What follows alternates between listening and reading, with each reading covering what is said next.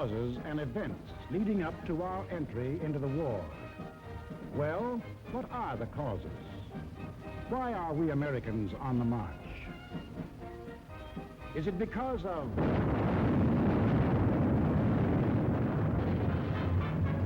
Pearl Harbor? Is that why we are fighting? Or is it because of Britain?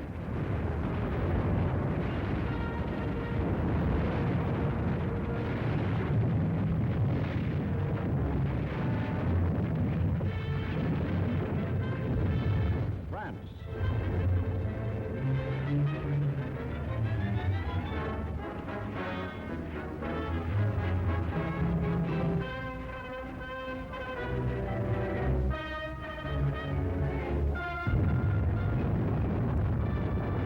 China?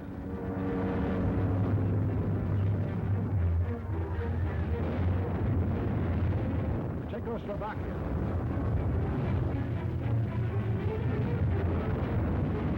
Norway?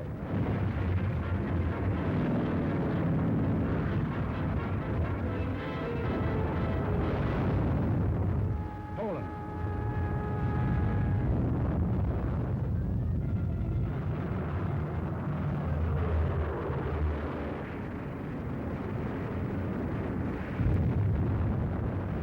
Holland? Greece?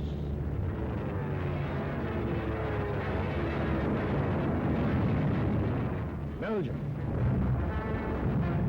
Albania? Yugoslavia? Or Russia?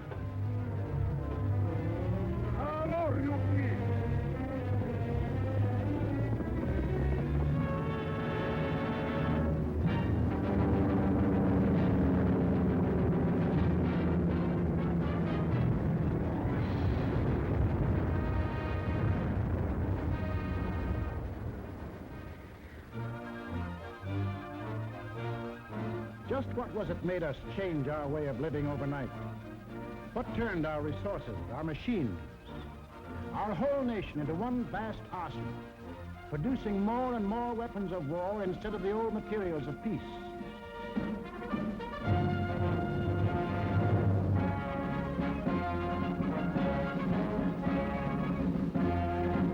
What put us into uniform, ready to engage the enemy on every continent and every ocean?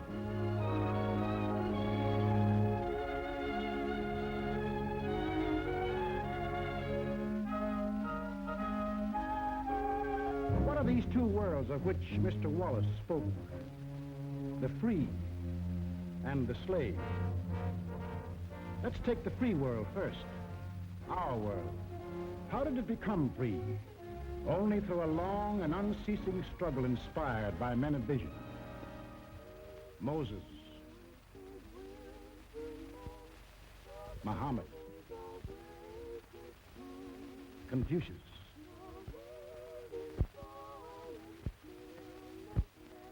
Christ. All believed that in the sight of God, all men were created equal.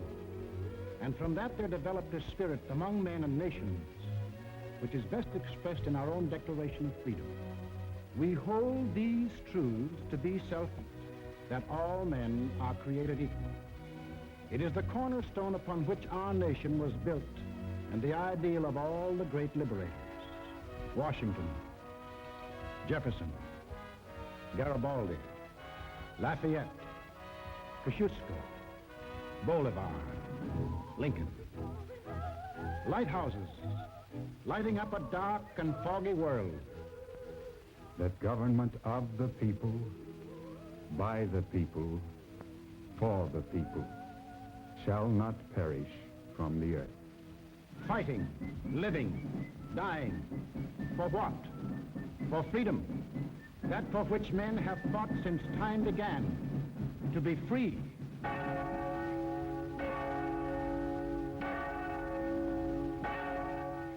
Is life so dear or peace so sweet as to be purchased at the price of chains and slavery? Forbid it, Almighty God. I know not what course others may take. But as for me, give me liberty or give me death. But what of this other world? Here, men insisted that progress lay in killing freedom. Here, they were putting out the lighthouses, one by one. Here, the march of history was reversing itself. In Italy, it began when an ambitious rabble-rouser set his followers marching on Rome. The country, like every other country after the last war, was torn by political unrest, hard times, unemployment. Two courses were available to the Italian people. They could solve their problems in a free, democratic way, or they could let someone else do the solving for them. They made the tragic mistake of choosing the second course. They put their trust and faith in this one man. They believed he represented them. Actually, he planned to betray them for the selfish interests of himself and the group back of him, just as he had earlier betrayed those who first supported him. In Germany, another and even more forceful demagogue set his followers marching from the Munich beer hall. He too had the sinister opportunity to take advantage of post-war chaos.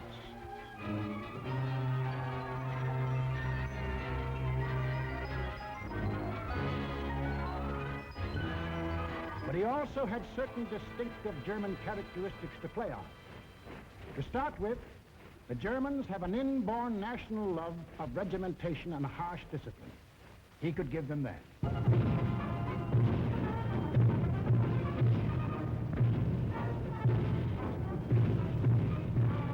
The German army, and through them the people, had never acknowledged German defeat in the last war and were anxious for revenge. That too he promised them. The wealthy and powerful industrialists were fearful of losing any of their wealth and power and were ready to back anyone who would retain it for them. He promised to take care of them too.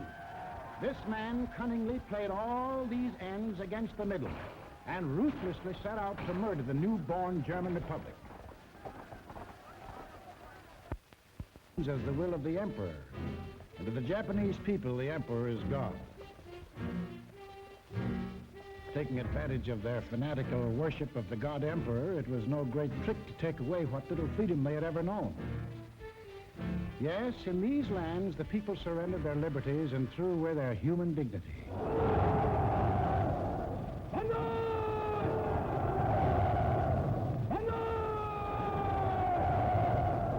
They gave up their rights as individual human beings. They became a part of a mass, a human herd.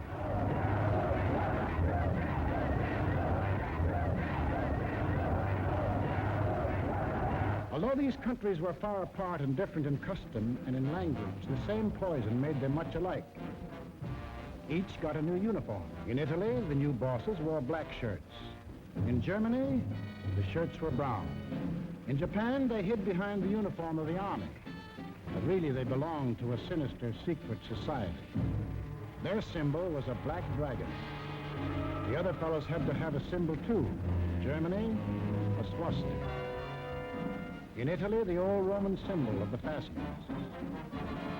In Germany, they called the new order National Socialism, or Nazism. In Italy, they had a shorter word, fascism. In Japan, they had lots of names for it. The new era of enlightenment, the new order in Asia, the co-prosperity sphere. But no matter how you slice it, it was just plain old-fashioned militaristic imperialism. The Japs would get the prosperity, and the others would get the coal.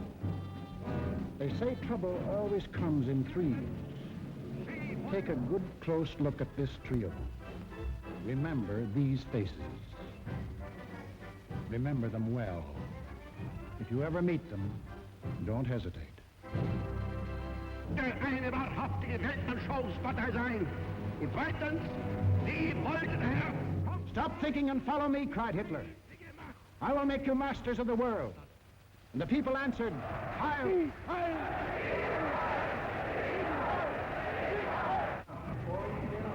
Stop thinking and believe in me, bellowed Mussolini, and I will restore the glory that was Rome. And the people answered, Duce, Duce. Stop thinking and follow your God Emperor, cried the Japanese warlords, and Japan will rule the world. And the people answered, Banzai, Banzai. Each system was alike in that the constitutional law-making bodies gave up their power. The Reichstag in Berlin, the House of Deputies in Rome, the Diet in Tokyo. And these elected representatives became collections of stooges, rubber stamp organizations. Applauding on cue the words of the leaders. Each system did away with free speech and free assembly. Each system did away with a free press and substituted a press controlled by the party.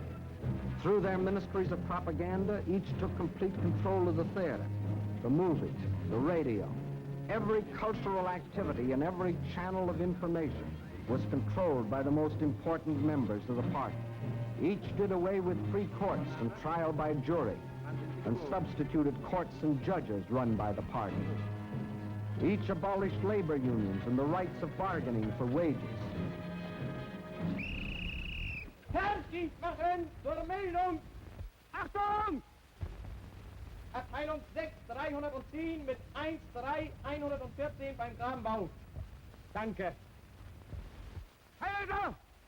Heilser! Lassen Sie weiterarbeiten. Weiterarbeiten! And under the pretext of patriotism established a system of forced labor.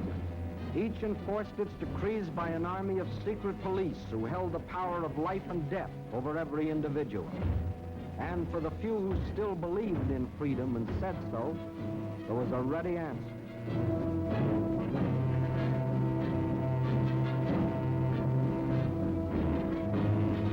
Con una mazza si può imporre silenzio ai più grandi intelletti del mondo. The greatest intellect in the world can be silenced with this.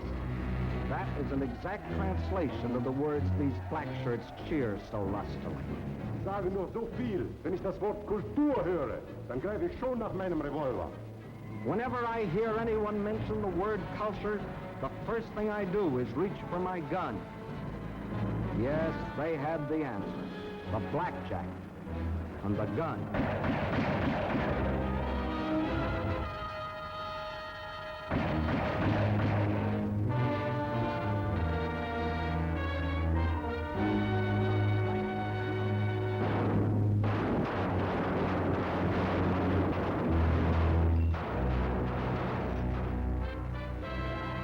In Italy, they did it different.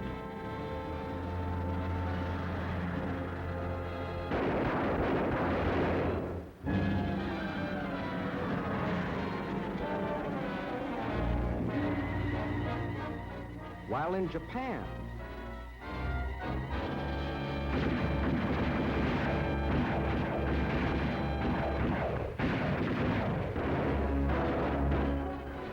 to their names can be added those of hundreds and thousands of others who stood in the way of the new order.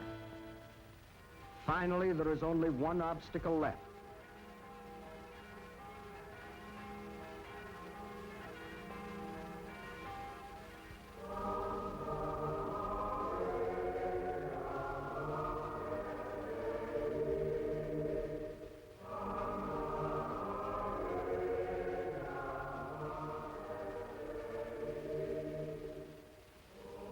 The word of God and the word of Führers cannot be reconciled.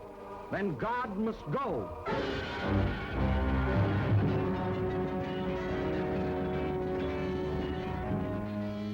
I am absolutely clear in my own mind, and I think I can speak for the Führer as well, that both the Catholic and Protestant churches must vanish from the life of our people. Thus spoke Dr. Alfred Rosenberg. And if you have any doubt that he spoke for his Führer, here's what happened.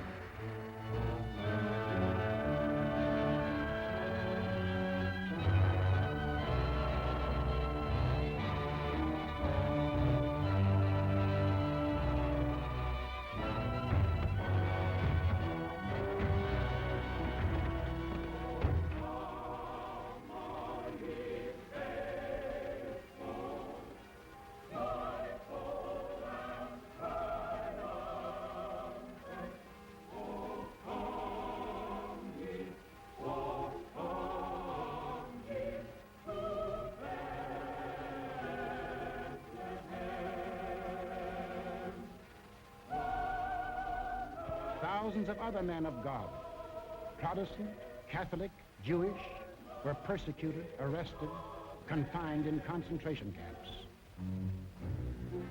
Our Führer is the intermediary between his people and the throne of God.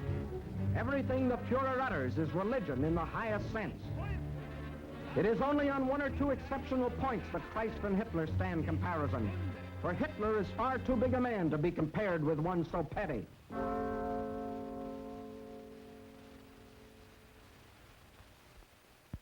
German classrooms. Adolf Hitler ist unser Retter, unser Held, der edelste Führer auf der ganzen Welt. Für Hitler leben wir und wir sterben gerne wir. Für den Führer bis zum Tod, denn er ist unser Yes, take children from the faith of their fathers and teach them the state is the only church. And the head of the state is the voice of God.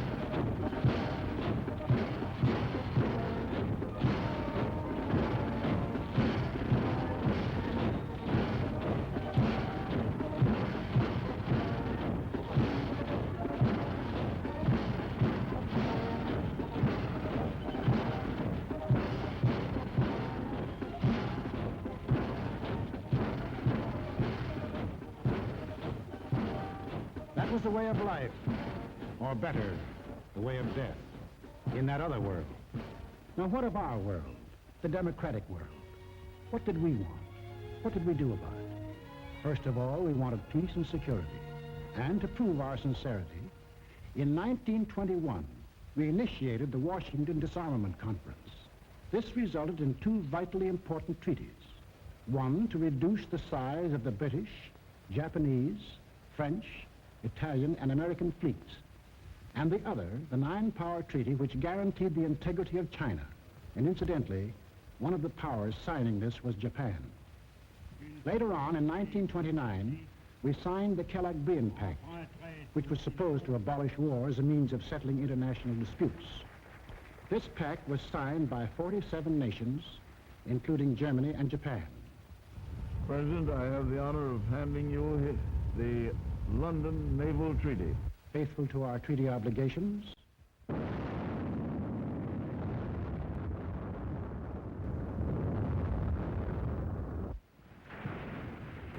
we scrapped more than 60% of our naval tonnage, and our army was reduced to a standing force of 136,000 men, smaller than that maintained by the little state of Romania. We let our hopes for peace become so strong that they grew into a determination not to fight unless directly attacked. We let ourselves be influenced by those who said that we could find security through isolation. The confusion in our way of thinking is apparent in the slice of public opinion as it appeared in Pathé News in 1939.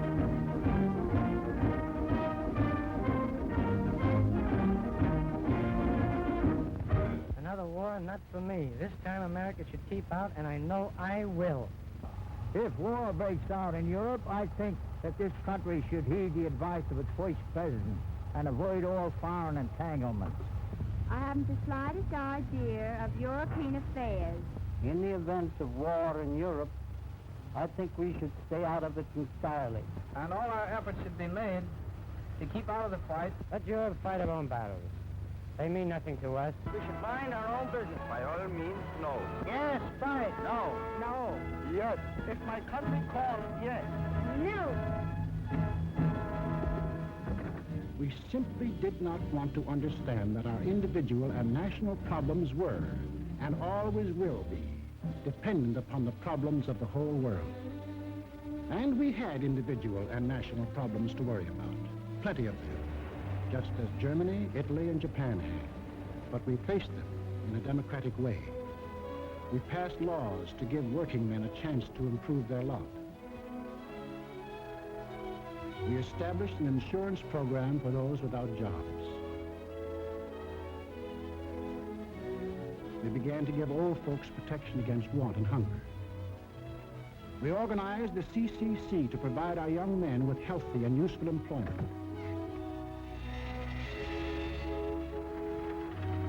A federal works program came into being and changed the face of our nation with new roads, bridges, schools.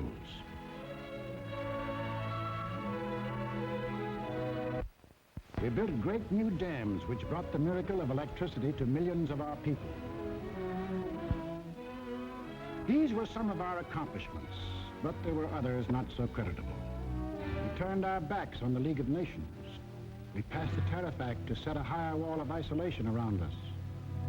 We encouraged lawlessness with the farce of prohibition. But in spite of these mistakes, we never had a thought of losing our free institutions. John Q. Public still ran the country. He had his choice of voting for Dewey, Wilkie, Roosevelt, or anybody else. In Germany, they had the choice of voting for Hitler, Hitler, or Hitler.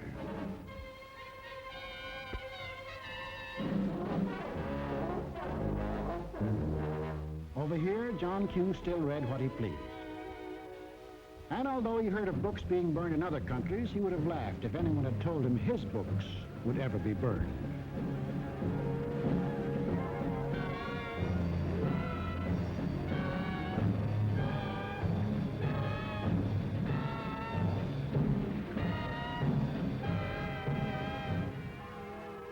And on Sunday, if he felt like it, John Q. went to any church he pleased.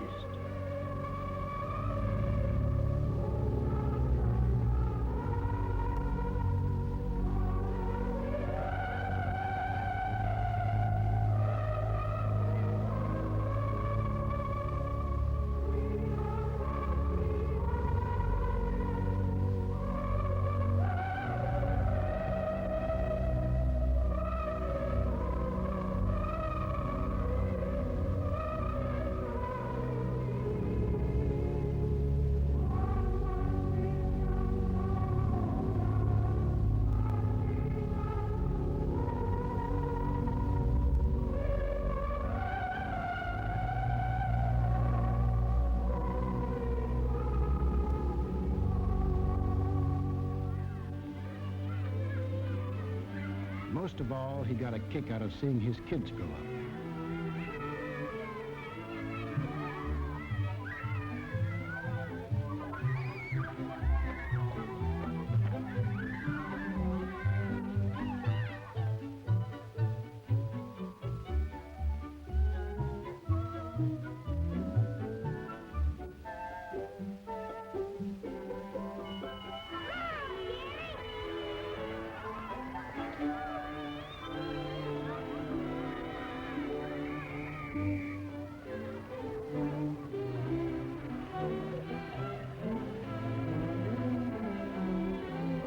The average American was quite unconscious of the fact that some people had this in mind for the little John Q.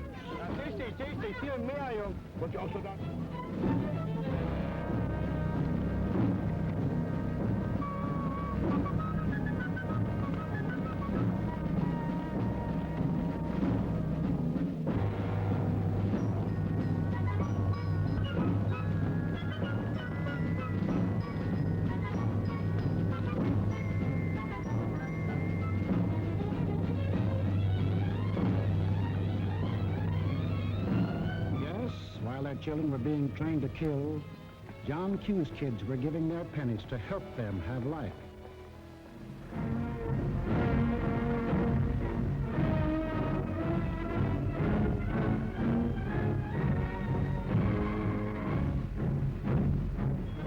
And when we saw these men in the newsreels, quite often we laughed. To us, they looked like characters in a musical comedy.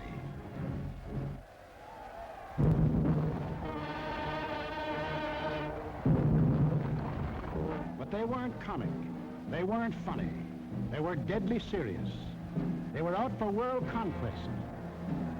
And what made it doubly serious was that there were 70 million Japanese, 45 million Italians, and 80 million Germans, all hopped up with the same idea. Deutsches Volk hilft dir selbst. Jeder soll helfen. Their leaders told them that they were supermen. Herrenvolk, the Nazis called it.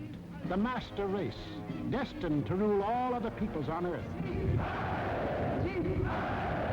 Take a good look at these humorless men. These were to be the rulers of the ruling race. Leben, auch ihr bürgerliches Dasein ist jetzt sicher in diesem nationalsozialistischen Staat. Obey us blindly, and you will attain your rightful place in the world. All other people will be your slaves. That's what they promised them. That Americans, Chinese, Russian, South Americans, all free peoples would work for them and make them rich. And how they ate it up.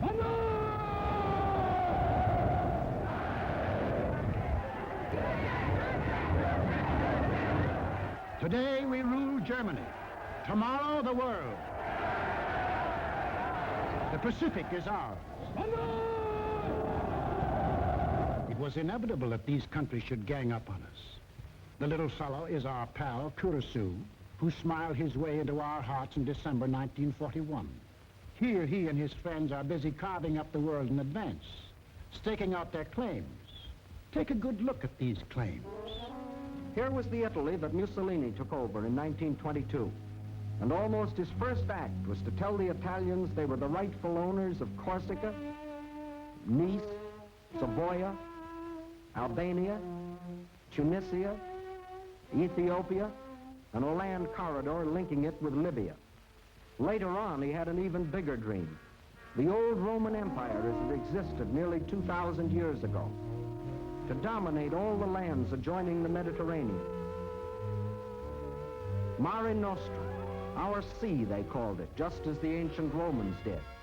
As for the Japanese, they had some ambitions too. By 1920, they had grabbed off Formosa, Korea, and the southern half of the island of Sakhalin. Then Baron Gishi Tanaka, the prime minister, carefully set down Japanese aims in a document called the Tanaka Memorial. It was presented to the emperor July 25th, 1927.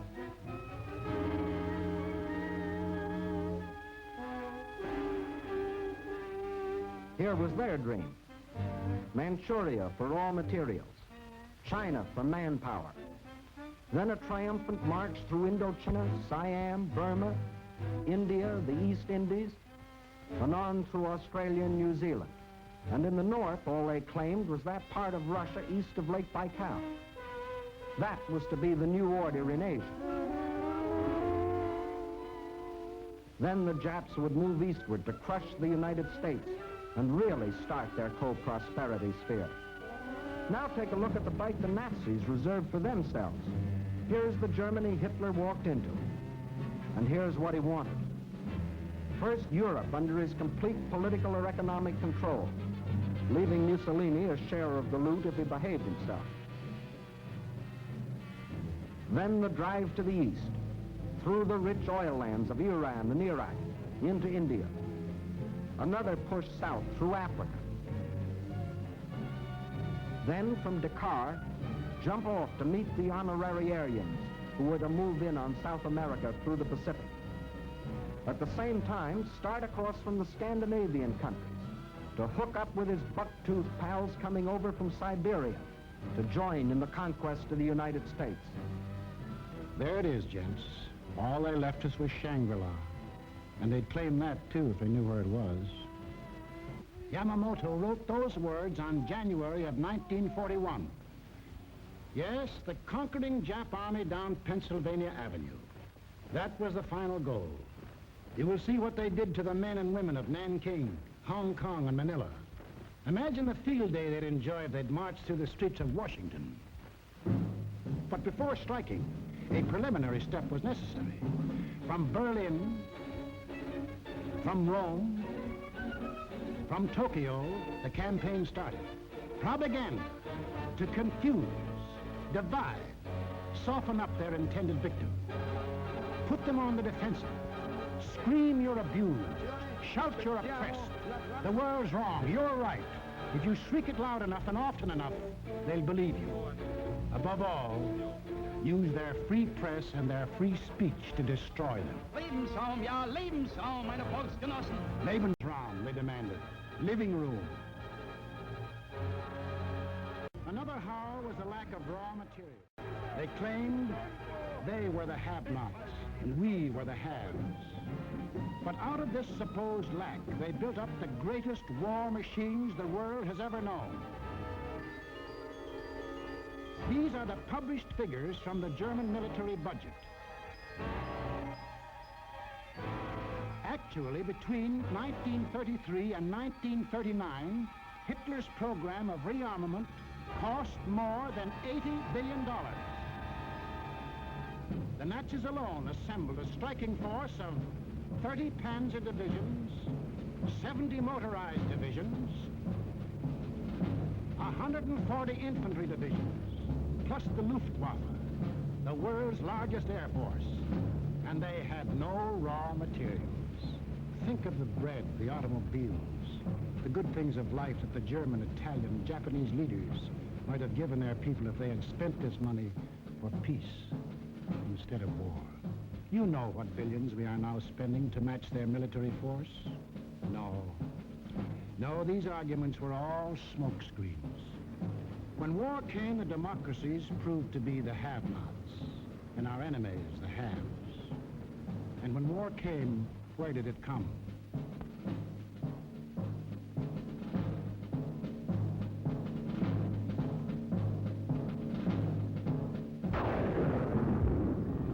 Remember that date, September 18th, 1931. A date we should remember as well as December 7, 1941. For on that date, in 1931, the war we are now fighting began. The place was Manchuria, the northernmost province of China, 6,000 miles from San Francisco. Manchuria, the first objective in the Tanaka Plan. By September 18th, the Japanese, who by treaty patrolled the southern Manchurian Railway, had secretly and illegally increased their garrisons. On the Korean-Manchurian border, an entire Japanese army was assembled, conveniently equipped for a winter campaign. All they needed was an excuse. They made their own. At 10:30 that night, just after the Mukden Express had passed by, a section of track was dynamited, causing damage to one rail and two fish plates. man's honor had been violated. Within half an hour, the Japanese railroad garrison launched a coordinated attack on the barracks of the sleeping Chinese army at Mukden. The slaughter was appalling. By midnight, the conveniently placed Japanese army poured across the Korean border, and the first open act of aggression, the invasion of Manchuria, was on. In 4 days, they had occupied the whole of southern Manchuria, and shortly after, the whole country. Manchuria became Manchukuo, a puppet state with an obedient stooge on the throne, Henry Puyi, a weakling whom the Japanese had prepared for the job with 7 years of women and song. In Washington, Henry L. Stimson, then Secretary of State, now Secretary of War, sent out a blistering denunciation of the attack. The League of Nations sent a committee of 5, headed by Lord Lytton and including our own General Frank McCoy, to Manchuria to investigate. In October of 1932, the committee issued its report. We found that the Japanese occupation of this large part of China was not justified on the ground of self-defense, and that the new state which had been set up was a Japanese protectorate rather than a genuine case of Manchurian self-determination. Shortly after, the League condemned Japan as an aggressor nation. À son Excellence, Monsieur Matsuoka, délégué du Japon. I call on His Excellency, Monsieur Matsuoka, delegate of Japan.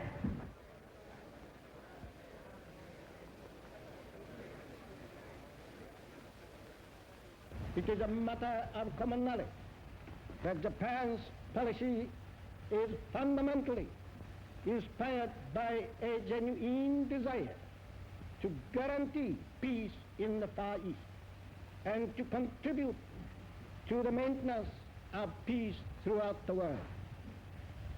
Japan, however, finds it impossible to accept the report adopted by the Assembly.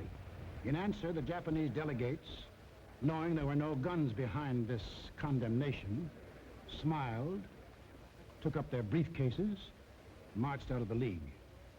More than Manchuria was dead. Collective security was dead. The green light had been given the aggressors. We and the rest of the world knew that these aggressors should be stopped and punished, but we were unwilling to make the necessary sacrifices to back up that opinion. It was impossible to convince a farm boy in Iowa, or a driver of a London bus, or a waiter in a Paris cafe that he should go to war because of a mud hut in Manchuria. Yet the subsequent course of history makes it clear that that incident, so many miles away, is one of the main reasons that you and millions of others are in uniform today. The Japs had Manchuria. Phase number 1 of the Tanaka Plan was completed. Phase number 2, the conquest of China. In 1932, without warning, the Japs attacked the Chinese city of Shanghai.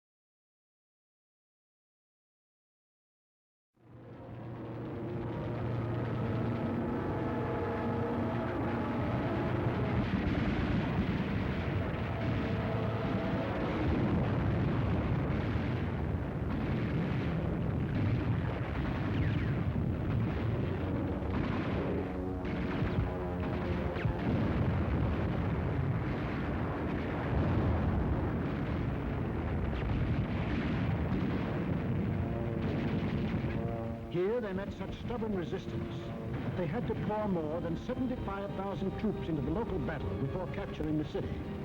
This resistance made them decide to shift their campaign to the north, and in 1933 they added the province of Yeho to Manchuria. Yes, the Japs launched the second phase of the Tanaka Plan, but they had yet to finish it. A united nation stands against them. Under the inspired leadership of General Chiang Kai-shek, the Chinese people fought and still fight on. Meantime, what of Japan's partners? What helpless people were they planning to bomb, slaughter, drive into slavery? Hitler was not yet ready, but Mussolini was. Mussolini had to be. His people were growing restless. Fascism hadn't produced the heaven on earth that he had promised them. So he pulled the old trick of launching a foreign war to divert attention from troubles at home. So Mussolini beat his chest like Tarzan and looked around for a worthy foe. He found one, Ethiopia. A good country for the beginning of a glorious empire. Its army had no machine guns. Its army had no tanks. Its army did have an air force. Exactly one old airplane. One airplane against a nation which had developed a new theory of total air war. Of the blitz which would wipe out cities, destroy civilians, men, woman, and child. In October of 1935, following the Japanese example, an incident was provoked at the little settlement of Wall near the border of Ethiopia and Italian Somaliland. Italy's honor had been violated. Refusing any arbitration, Mussolini moved the whole might of his army through the Suez Canal to overrun the undefended country.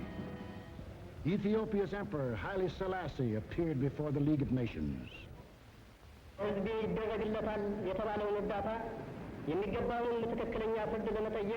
I must still fight on until my tardy allies appear, and if they never come, I say to you without bitterness, the West will perish.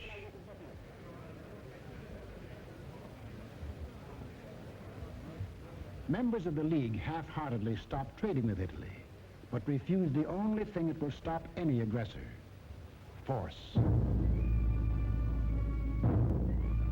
Ethiopia was left to herself. The people of Ethiopia, with their spears and bare hands, faced the guns and the tanks of the invaders, fighting desperately and gallantly to save their country from conquest.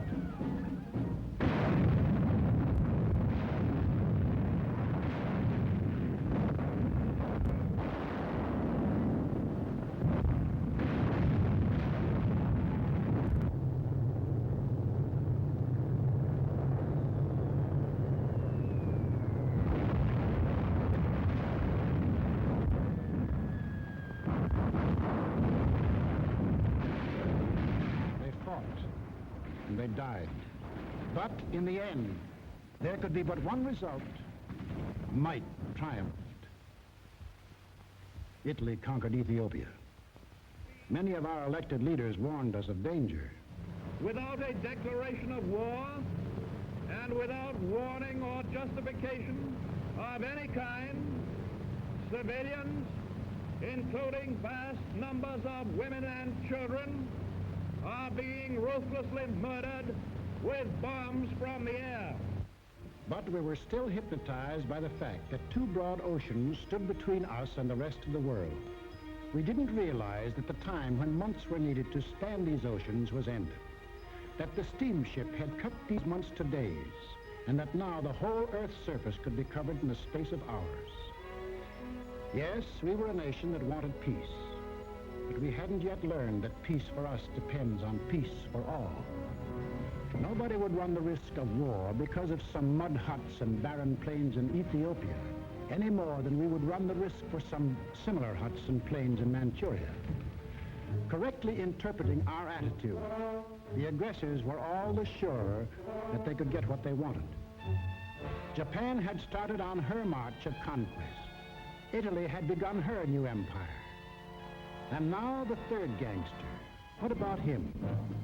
We'll take him up on our next film and show how he joined his partners and put in his bid. For this is what we are fighting. Freedom's oldest enemy, the passion of the few to rule the many. This isn't just a war. This is the free people's life and death struggle against those who would put them back into slavery. The free peoples of America and Britain, of Russia and China, of Canada, Australia, and all the 30 United Nations that have sworn that man shall still remain free. That is the cause in which we fight.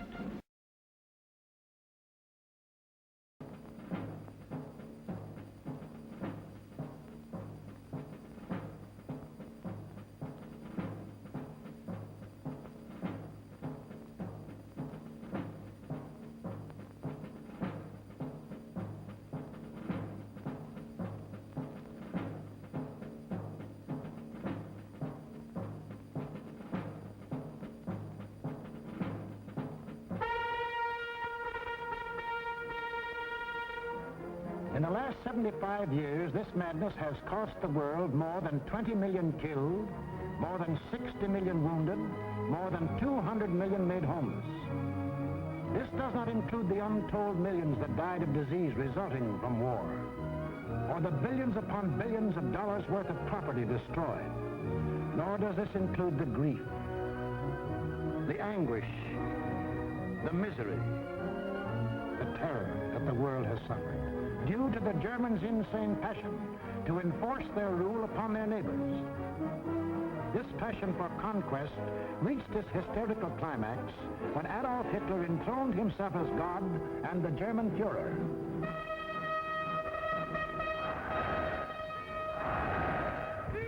What fantastic dreams was this humorless man dreaming as he stood at Nuremberg and looked down on his fanatic followers? In the Middle Ages, a plague of slavery descended on the world. Out of the wilds of Mongolia came a mighty army of fierce horsemen, led by Genghis Khan. Burning, looting, pillaging, the barbarian horde swept across Asia and Eastern Europe. Genghis Khan conquered most of the world of the 13th century. Adolf Hitler was determined to outdo him and conquer all of the world of the 20th. Set up at Munich was an institute devoted to the little-known science of geopolitics, vaguely defined as the military control of space. Germany's leading geopolitician, a former general, Karl Haushofer, was head man. Here was gathered together more information about your hometown than you yourself know. To the German geopolitician, the world is not made up of men and women and children who live and love and dream of better things. It is made up of only two elements, labor and raw materials. The geopolitician's job was to transform Hitler's ambition to control these elements into cold, hard reality. On their map, our planet is neatly divided into land and water. Water forms 3/4 of the Earth's surface, land only 1/4. And in that 1/4 of the Earth's surface lies the world's wealth, all its natural resources.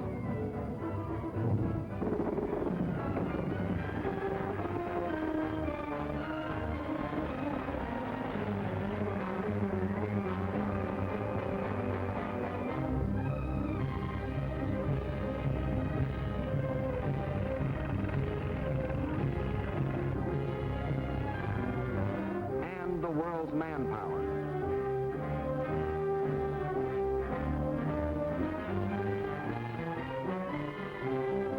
Control the land and you control the world.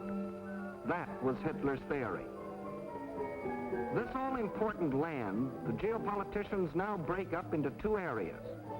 One, the Western Hemisphere, which, together with Australia and all the islands of the world, including Japan, comprises 1/3 of the land area.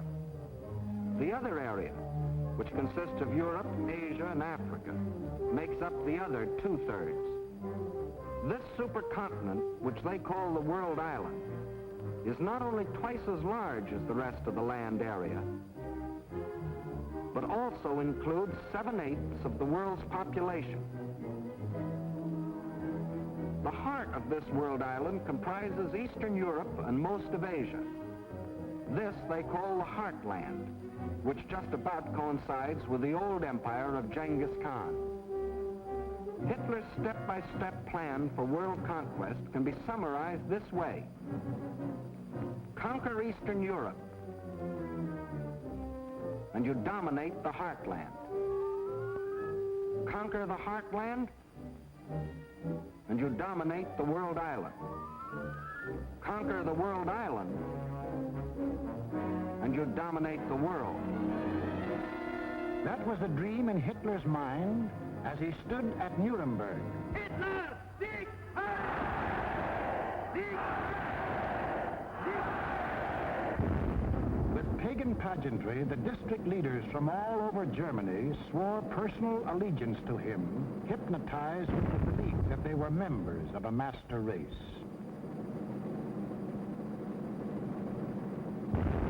This film will deal with Act One of the Nazi bid for world power, the most fantastic play in all recorded history. Hitler had seen Hirohito grab off Manchuria and other territory from the Chinese. He had watched Mussolini get away with the rape of Ethiopia. He had seen the democratic world look the other way while these illegal aggressions were going on. And he smiled. For collective action to enforce peace, the only weapon he had to fear had broken down. It was time now for the Nazis to start crossing borders. It was time for Hitler to put his plan into action. And what was he waiting for? He was waiting to soften up his victims, keep them from uniting.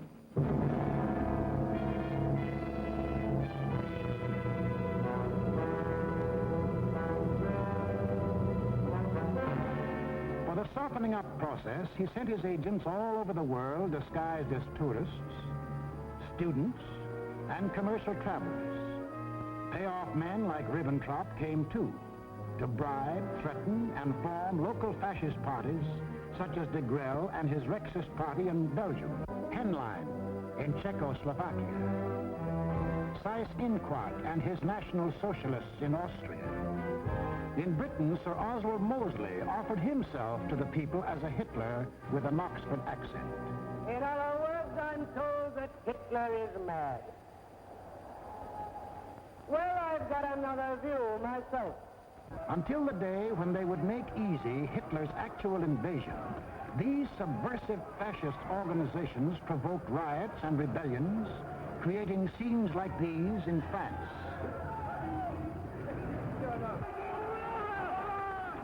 Scenes like these in Belgium.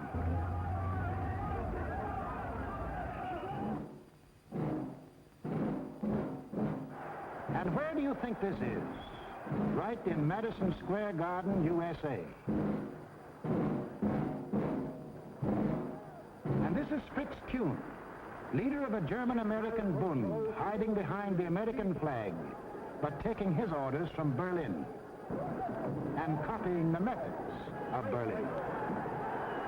That was the softening up process outside Germany. But inside Germany, it was a different story. Here, in utmost secrecy, the hardening up process, building up Hitler's army and his industry. Tell the world we have no raw materials, and never let them see what goes on. Day after day, night after night, month after month, year after year, we must have the world's most powerful club. Forget ours. Forget working conditions. Forget how to think. Forge the club of blood and iron. Let the democracy bureaucracies talk about freedom. No freedom here. No labor unions. No overtime. The Fuhrer tells you where to work, when to work, how long to work, how much your work is worth. Forge the club of blood and iron. We have a sacred mission. Today we rule Germany. Tomorrow, the world.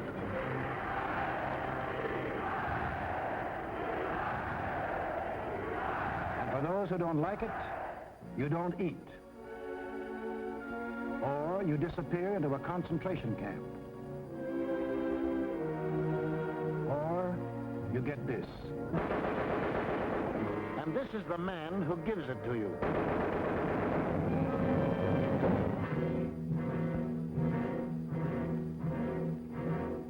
And what of the army? Before Hitler came into power, the German army by treaty was limited to 100,000 men. But treaties to the Germans have always been something to ignore. These 100,000 men were, in reality, 100,000 highly trained officers, the men who lead the Nazi regiments today. But Hitler didn't merely ignore the treaty. He tore it up, and in 1935 ordered national conscription. Simultaneously, he ordered German youth to become air-minded. Toy gliders filled the air.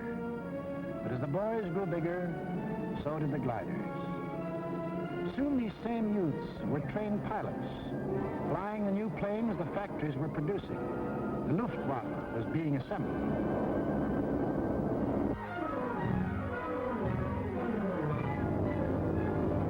The only thing old about this new army was the goose step. And even Hitler couldn't improve on that ancient German form of torture, designed to make man stop thinking and blindly obey. Goose-step them until they become as insensible as weapons.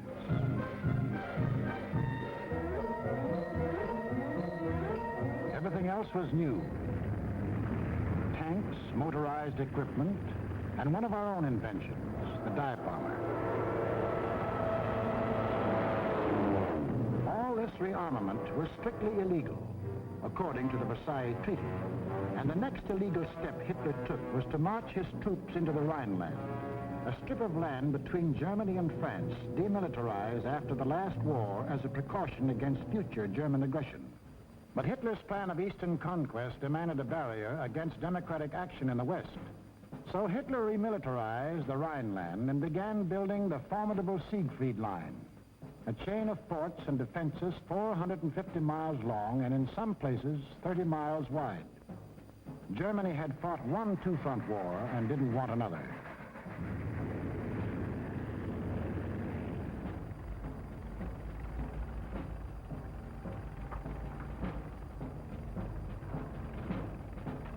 As many as 500,000 men worked as much as 20 hours a day to build 22,000 fortified positions on land, where, by treaty, no German soldier was supposed to set foot.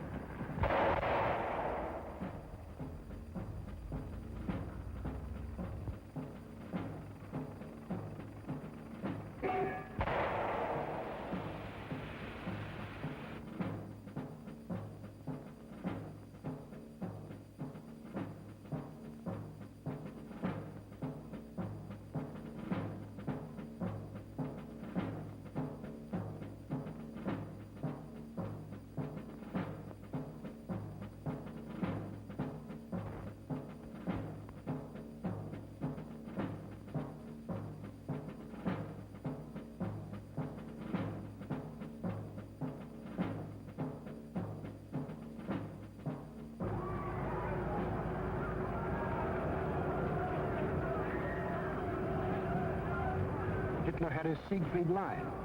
He had his equipment. He had his army. Now to unveil the German might and terrorize his victims into submission. General staffs all over the world anxiously awaited the report of their military attachés. A would-be peaceful world learned that a vast military power had materialized out of nowhere. A power controlled by one man who tore up treaties as we tear up ticker tape.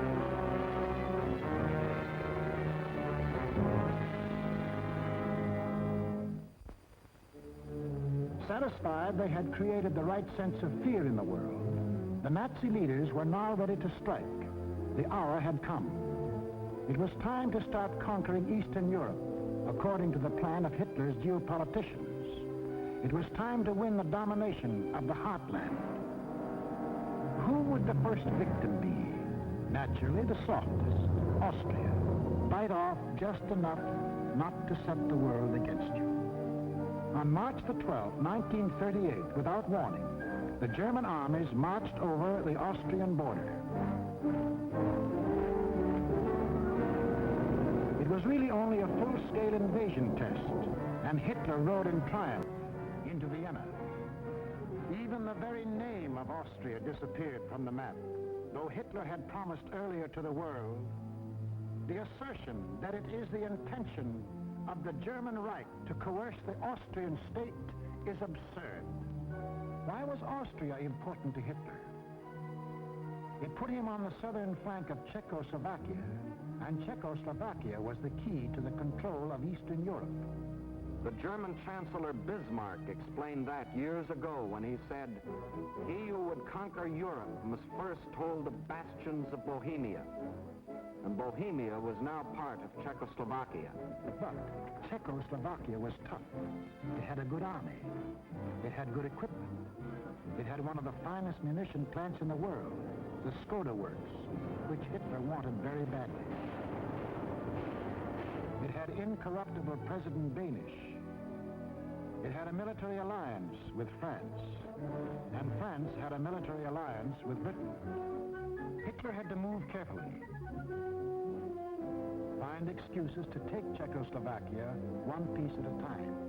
He found his excuse in the Sudetenland, a portion of Czechoslovakia bordering Germany. Here lived some people of German origin, although they had never been a part of Germany itself. That was Hitler's cue. Completely ignoring the fact that most people who left Germany had done so to get away from things like Hitler, he sprang his pet theory that every person of German blood, no matter where he lived, belonged to the Nazi Reich. Germans or descendants of Germans, often with no more than a drop of German blood in their veins, suddenly learned that they were godlike, not subject to the laws of the land in which they live and to which they owe their allegiance, whether it be Czechoslovakia, Norway, Sweden, China, the United States, or Timbuktu. According to the Nazis, the German was a special creature who remained forever German, to the 6th and 7th generation, and must take his orders from Berlin. Some people we know of German descent think this is a lot of hogwash.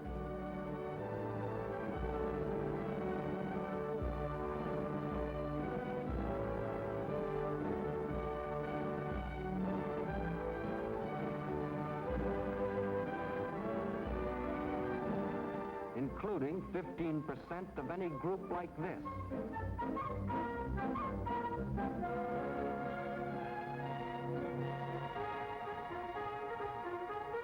But in the Sudetenland, he found some stooges who fell for this bunk.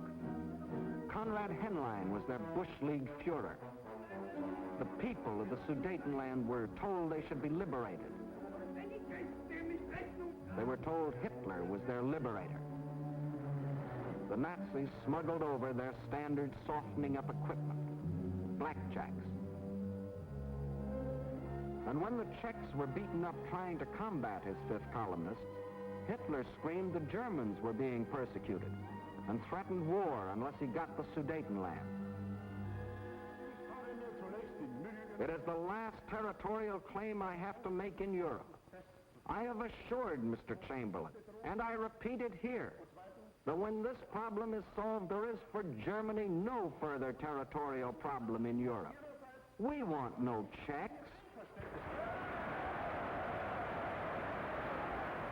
To the League of Nations, Foreign Minister Maxim Litvinov announced that Russia stood ready to back concerted action against Germany. But once again, there was to be no concerted action. The Czechs mobilized and closed their borders. The leaders of France and Britain, desperately striving to avoid war, flew to meet the jubilant Axis leaders at Munich. On September 29th, in return for Hitler's guarantee of world peace, Chamberlain and Daladier prevailed upon Czechoslovakia to give up the Sudetenland without a fight. In Czechoslovakia, the Munich Pact was greeted by riots of protest. But Daladier returned to France to be greeted by cheers from a relieved French people. And in Britain, a happy Chamberlain came back declaring he had achieved peace, peace in our time. One of the most tragic and ironic scenes in all history. This morning, I had another talk with the German Chancellor, Herr Hitler. And here is the paper which bears his name upon it as well as mine. We regard the agreement signed last night and the Anglo-German naval agreement as symbolic of the desire of our two peoples never to go to war with one another again.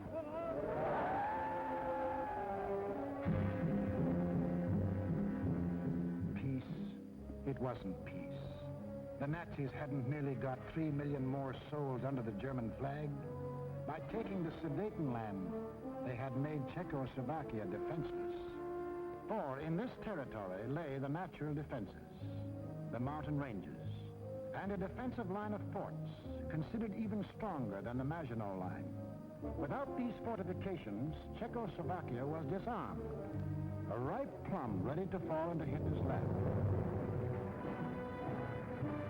Within 6 months of declaring that he wanted no more territory anywhere, he violated the Munich Agreement, marched in, and took the whole of the Czech state, though he had specifically promised, "I have no further interest in the Czechoslovakian state. That is guaranteed." Austria and Czechoslovakia were gone without a fight, and Hitler was getting his control of Eastern Europe. Poland was next on the map. The tired old man of Munich now knew that there could be no peace in our time. If an attempt were made to change the situation by force in such a way as to threaten Polish independence, why then that would inevitably start a general conflagration in which this country would be involved. But after his success at Munich, Hitler was sure that France and Britain would not fight. Here's what one of his spokesmen said. But what about the Russians?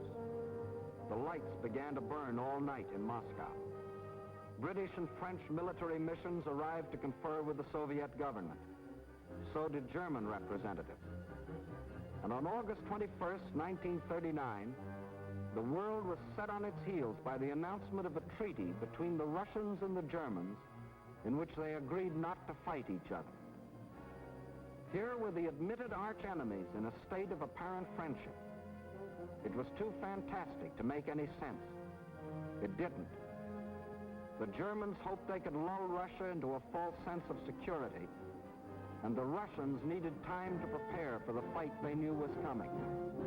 They'd read Hitler's book, Mein Kampf, too, and knew he had his eyes on the rich Russian land.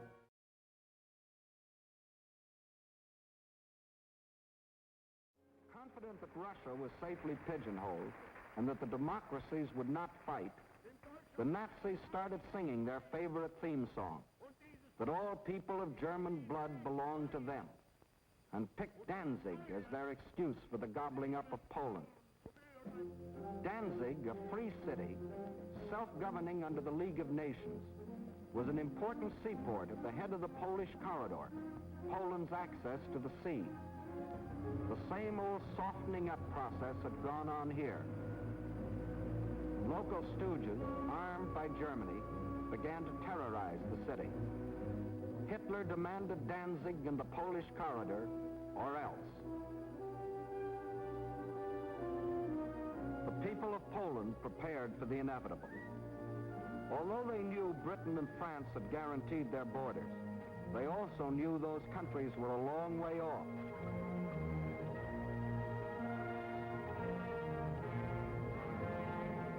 Germany's theft of Czechoslovakia had made Poland's strategic position even worse. Except for the Carpathian Mountains, Poland is relatively flat and low-lying. The Vistula is the Mississippi of Poland. It is broad, muddy, and unfordable for most of its length. Its tributaries are formidable streams during certain seasons. But there was a drought, and the streams were so low during the campaign that they could be forded at almost any point by men, trucks, and tanks. Militarily, the Vistula offered the best line of defense. However, making a stand here would have meant surrendering Warsaw in the richest part of the country. The alternative was to accept battle on the border. That was the Polish decision. The Nazi plan was an enormous pincer movement aimed at encircling the mass of the Polish armies. Secondary pincer movements were to encircle any Polish groups which escaped the main trap. During the last 2 weeks in August, the German armies moved toward the Polish border, where they assembled 70 divisions, many of them armored. From a military standpoint, the Poles were hopelessly outclassed by their predatory neighbor. They managed to mobilize barely 30 divisions, made up of infantry or horse cavalry. In two important respects, the difference was staggering. The Nazis, 5,000 modern tanks. Poland, 600 nondescript tanks. The German Luftwaffe, 6,000 modern planes. The Polish Air Force, less than 1,000 of inferior types. The German army secretly made ready. The way of living for the next 1,000 years was to be decided.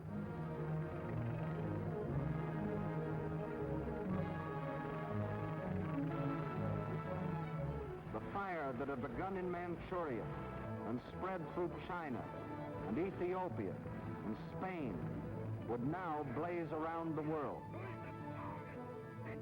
This man made that decision. War. Precisely at dawn on September 1st, without warning, the German Wehrmacht rolled over the Polish border. Before the invasion was 30 minutes old, the planes of the Luftwaffe were over Poland, wiping out the Polish Air Force, most of it caught flat-footed on the ground.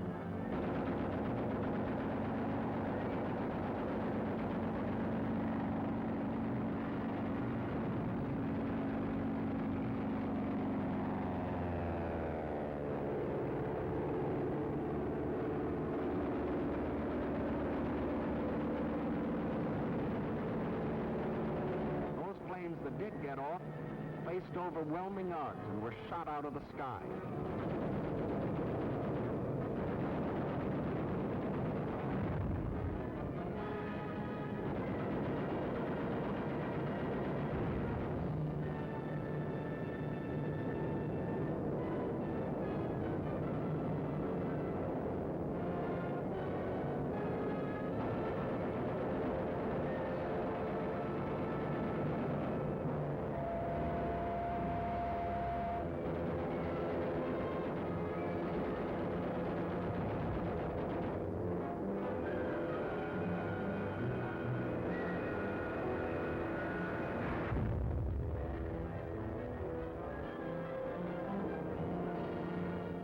Flying Nazi squadrons ranged deep into Poland, destroying communications, radio stations, power plants, highways, bridges, railroads.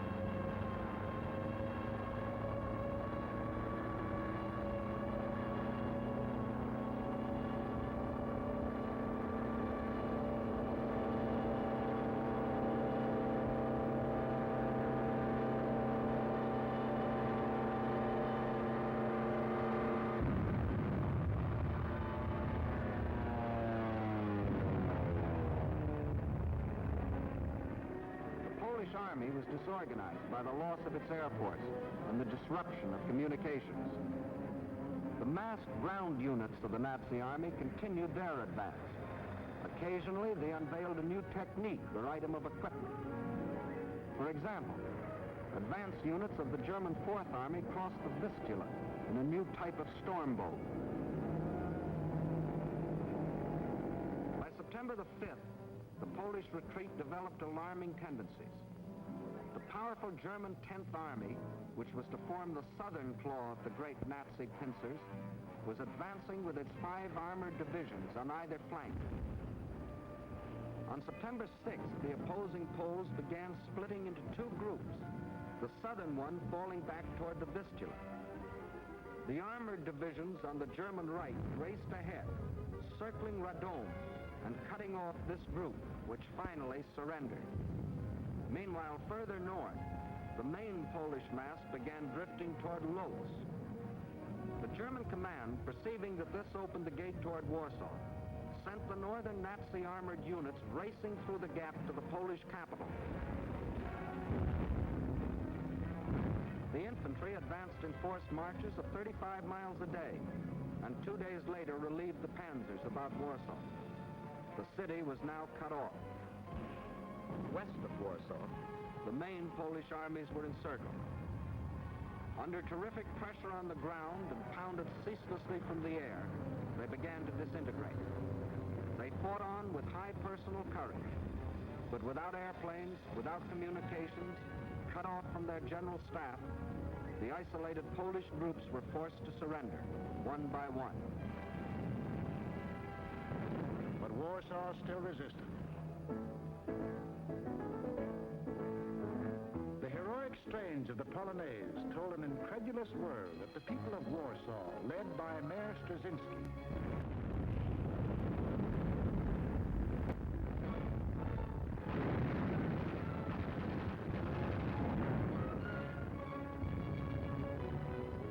stopped cold by the city's desperate resistance, the Nazis were forced to send for heavier artillery. The only source of such artillery was Germany's Western Front. With great secrecy, the giant 240-millimeter howitzers were towed at high speed across the highways which Hitler had built for just such purposes and set in position around Warsaw. The huge guns subjected the city to a bombardment of incredible fury.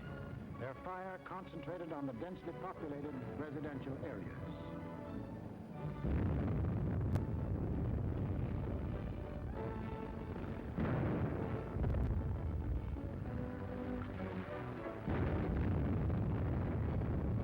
For 20 days of death and horror, every man, woman, and child fought to save his city.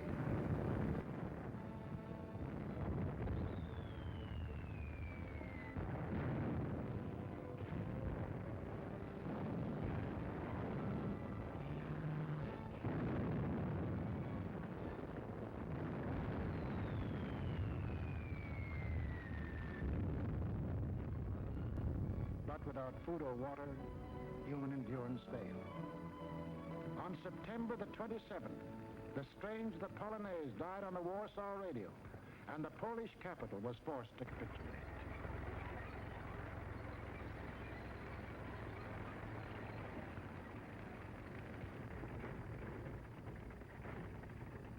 Now all Polish resistance was at an end, except here, the Westerplatte forts opposite Danzig. This small island of stubborn defiance had stood up under the fire of German warships from the first day. Its guns silenced, its forts shattered, it still refused to surrender, even under point-blank fire at 800 yards range. It was an exhibition of Polish valor that will go down in history, but militarily it could not avail. On October the 1st, the garrison at last surrendered. Surrendered to face the fate of these men, Polish prisoners being marched off to Nazi prison camps, an eventual extermination.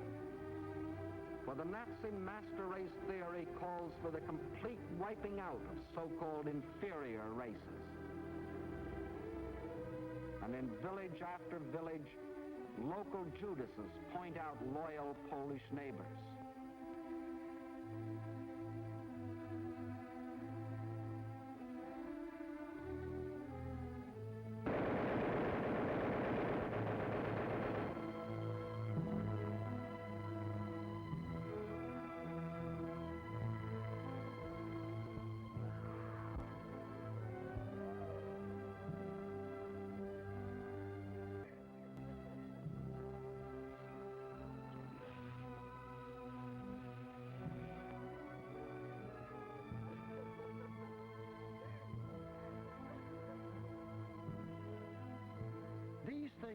souls can never forget. Including another one of Hitler's famous promises. Germany has concluded a non-aggression pact with Poland. We shall adhere to it unconditionally. The world now knew that a non-aggression pact with Hitler was the kiss of death.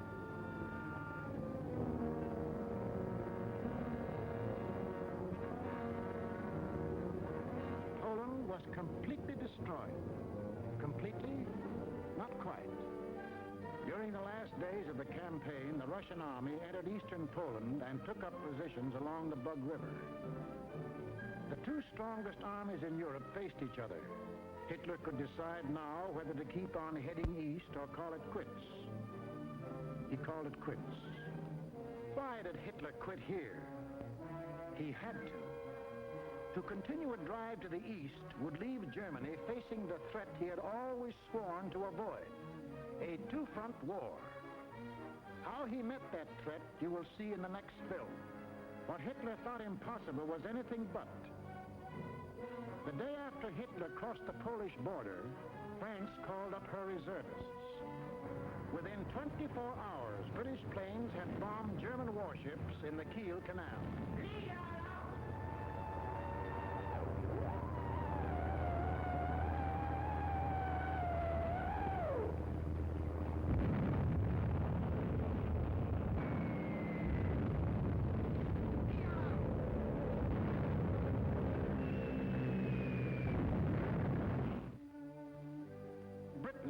Not merely the British government, but the British people had declared war. War on Hitler and everything he stood for. The democracies did have convictions for which people were willing to stake their lives. Unprepared? Yes. But that didn't matter. For they finally realized that what was being threatened wasn't just the integrity of Poland, but the integrity of free men everywhere in the world. Hitler stands for brought upon Europe and the world. It is upon this foundation that Hitler pretends to build out of hatred a new order for Europe. But nothing is more certain than that every trace of Hitler's footsteps, every stain of his infected and corroding fingers will be sponged and purged, and if need be, blasted from the surface of the earth.